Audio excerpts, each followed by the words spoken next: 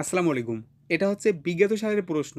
গাড়ি চালক, নিরাপত্তা প্রহরী, পরিচ্ছন্নতা কর্মী এবং বাবুর্চি পদের ২০২৫ সালের লিখিত পরীক্ষার প্রশ্ন।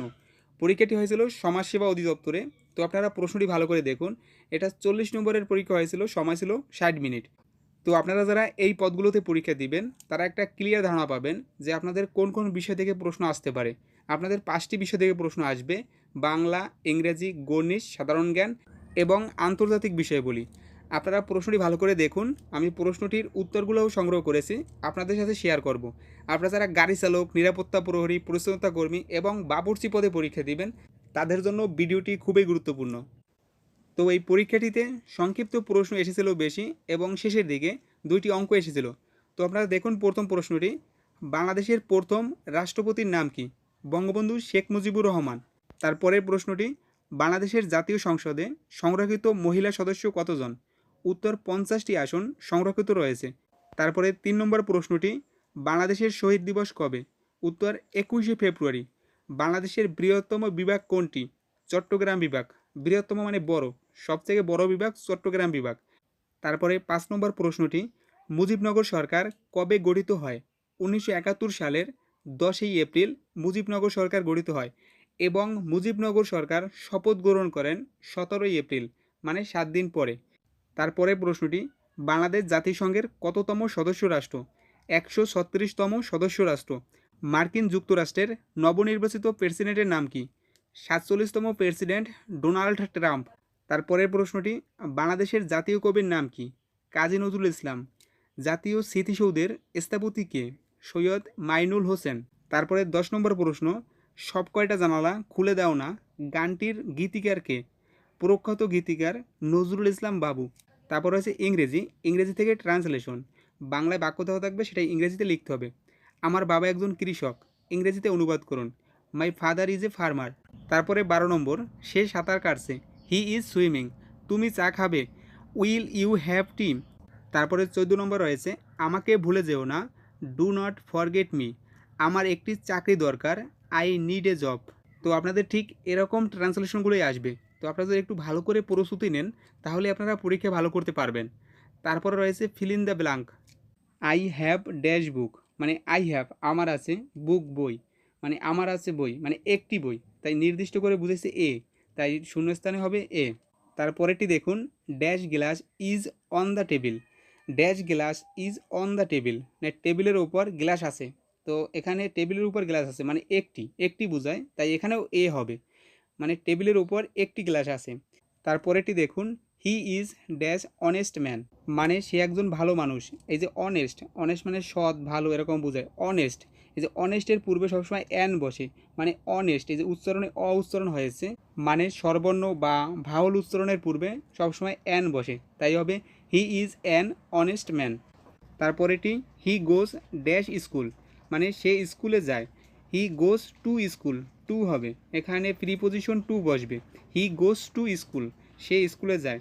তারপরেটি: ডোন্ট লাউজি ড্যাশ পুয়ার। গরিবদের নিয়ে হাসাহাসি করো না। এখানে ড্যাশে হবে at the poor. Don't laugh at the poor, মানে গরিবদের নিয়ে হাসাহাসি করো না। তো প্রশ্নগুলো কিন্তু মোটামুটি সহজ। আপনারা একটু ভালো পড়াশোনা করলে অবশ্যই পরীক্ষায় ভালো করতে পারবেন। তারপরের প্রশ্নটি: আদর্শ ছেলে কবিতাটির কবির নাম কি? উত্তর: কবি কুসুম কুমারী দাস। তো আমি আপনাদের আরেকটা বিষয় জানিয়ে দেই। আপনারা যারা এই ড্রাইভিং পদে, পরিচ্ছন্নতা কর্মী, নিরাপত্তা প্রহরী বা বাবুর্চি পদে পরীক্ষা দিবেন, তারা চাইলে এই বিগত সালের প্রশ্নগুলো আমার কাছ থেকে নিতে পারেন, নমুনা প্রশ্ন নিতে পারেন এবং ভাইবা প্রশ্ন নিতে পারেন। এবং এইগুলোর সমন্বয়ে আমি একটা স্পেশাল সাজেশন তৈরি করেছি যারা এই পদগুলোতে পরীক্ষা দিবেন, তৃতীয় এবং চতুর্থ শ্রেণীর চাকরিগুলোর জন্য। তো এই সাজেশনটি আপনারা পিডিএফ আকারে আমাদের কাছ থেকে নিতে পারবেন হোয়াটসঅ্যাপে। আপনারা যদি আমাদের হোয়াটসঅ্যাপে এসএমএস দেন, আমরা এই পিডিএফ সাজেশনটি আপনাদের পাঠিয়ে দেব। তো আমরা দীর্ঘদিন সময় দিয়ে বাছাই করা প্রশ্নের সমন্বয় তৈরি করেছি, তাই এটার দাম নিচ্ছি মাত্র ১০০ টাকা। আপনারা যদি আমাদের ১০০ টাকা সেন্ট মানি করেন, তাহলে এই পিডিএফ সাজেশনটি আপনাদের হোয়াটসঅ্যাপে পাঠিয়ে দিব। তো এই সাজেশনটি এবং বই সম্পর্কে আমি ভিডিওর শেষের দিকে আপনাদের জানিয়ে দেব। তো প্রথমে প্রশ্নটি ভালো করে দেখুন। তারপরে দেখুন ২২ নম্বরে: অমৃত এর বিপরীত অর্থ কী? গরল বা বিষ। এক কথায় প্রকাশ করুন। ময়ূরের ডাক। কে কা। এক কথায় প্রকাশ করুন। হরিণের চামড়া। অজিন। গীতাঞ্জলি কাব্যের রচয়িতা কে? বিশ্বকবি রবীন্দ্রনাথ ঠাকুর। গুণবান এর স্ত্রীলিঙ্গ কি? গুণবতী। গুণবান এর স্ত্রীলিঙ্গ গুণবতী। আধুনিক নাগরিক কবি বলা হয় কাকে? শামসুর রহমানকে। তারপরে ইসলামী রেনেসাঁসের কবি কাকে বলা হয়? ফারুক আহমদকে। সন্ধি বিচ্ছেদ করুন। বিদ্যালয়। বিদ্যা যোগ আলয়, বিদ্যালয়। তারপরে ৩০ নম্বরের প্রশ্নটি দেখুন, ভিক্ষুককে ভিক্ষা দাও কোন কারকে কোন বিভক্তি? সম্পদান কারকে চতুর্থ কে বিভক্তি? তো এই কারক ও বিভক্তি একটু জটিল বিষয়, আপনারা সময় দিয়ে পড়বেন তাহলে অবশ্যই পারবেন। তারপর রয়েছে ২টি অঙ্ক। তো দেখুন প্রথম অঙ্কটি, ১২ জন লোক একটি কাজ ৯ দিনে করতে পারে, ১৮ জন লোক ওই কাজটি করতে কতদিন লাগবে? তো ১২ জন লোকের কাজটি করতে ৯ দিন সময় লাগে, তাহলে ১৮ জনের অবশ্যই ৯ দিনের কম সময় লাগবে। তো দেখুন ১২ জন লোক একটি কাজ ৯ দিনে করতে পারে, তাহলে একজনের করতে বেশি দিন লাগবে, তাহলে হবে ১২ গুণ ৯। তারপরে সুতরাং ১৮ জন ওই কাজটি করতে পারবে, ১৮ দিয়ে ভাগ দিতে হবে, তাহলে উত্তর বের হয়ে যাবে। প্রথম ১২ গুণ ৯ দিয়ে গুণ করতে হবে, তারপরে ১৮ দিয়ে ভাগ করলে যেটা আসবে ওইটাই উত্তর, মানে ৬ দিন লাগবে, মানে ১৮ জনার ওই কাজটি করতে ৬ দিন সময় লাগবে।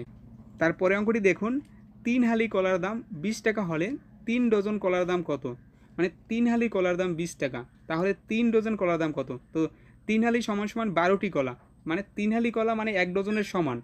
যেহেতু ১ ডজন কলার দাম ২০ টাকা, তাই ৩ ডজন কলার দাম ৩ গুণ ২০ সমান সমান ৬০ টাকা। উত্তর হবে ৩ ডজন কলার দাম ৬০ টাকা। আশা করি বুঝতে পারছেন, না বুঝতে পারলে একটু দেখেন তাহলে বুঝতে পারবেন। তো আপনাদের পরীক্ষায় ঠিক এরকম প্রশ্নই আসবে, তাই আপনারা ভালো করে একটা প্রস্তুতি নেবেন যাতে আপনারা পরীক্ষায় ভালো করতে পারেন, আর বিজ্ঞাত সালের প্রশ্নগুলো ভালো করে পারবেন। আর আমাদের কাছে এই বিজ্ঞাত সালের প্রশ্নগুলো আছে, এছাড়াও খুবই গুরুত্বপূর্ণ ১৫টি নমুনা প্রশ্ন আছে সমাধান সহ, এবং ৬০টি ভাইবা প্রশ্ন আছে। এছাড়াও প্রত্যেকটা বিষয় থেকে বাছাই করা প্রশ্নের সমন্বয়ে একটি স্পেশাল সাজেশন তৈরি করেছি। যারা এই পদগুলোতে পরীক্ষা দিবেন, ড্রাইভিং পদ, পরিচ্ছন্নতা কর্মী, নিরাপত্তা প্রহরী এবং বাবুর্চি পদের জন্য খুবই গুরুত্বপূর্ণ। এই সাজেশনে যদি আপনারা ভালো করে পড়েন, ম্যাক্সিমাম প্রশ্ন কমন পেয়ে যাবেন। এটা হলো পিডিএফ সাজেশন, আপনারা হোয়াটসঅ্যাপে নিতে পারবেন। আমাদের এই নম্বরে হোয়াটসঅ্যাপে এসএমএস দিলে এই পিডিএফ সাজেশনটি আপনাদের হোয়াটসঅ্যাপে পাঠিয়ে দিব। সেখান থেকে ওপেন করে ফোনের মাধ্যমে পড়তে পারবেন, অথবা কম্পিউটারে নিয়ে প্রিন্ট করে বই তৈরি করেও পড়তে পারবেন। তো এটার মূল্য হচ্ছে মাত্র ১০০ টাকা।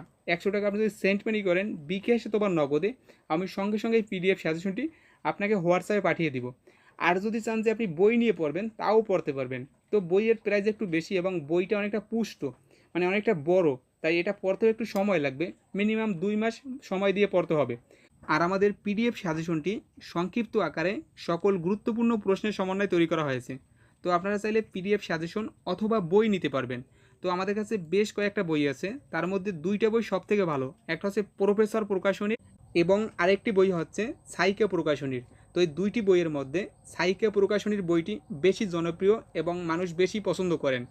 তো এই বই দুটির দাম মোটামুটি কুরিয়ার সার্ভিস চার্জ সহ ৫০০ থেকে ৬০০ টাকার মধ্যে। তো আপনারা যদি বই নিতে চান আমাদের সাথে হোয়াটসঅ্যাপে যোগাযোগ করবেন, আপনার ঠিকানায় কুরিয়ারের মাধ্যমে বই পাঠিয়ে দিব। সর্বোচ্চ ২ থেকে ৩ দিনের মধ্যে বই হাতে পেয়ে যাবেন। তো আজকের ভিডিওটি এ পর্যন্তই। সবার জন্য শুভকামনা রইল। খোদা হাফেজ। আসসালামু আলাইকুম।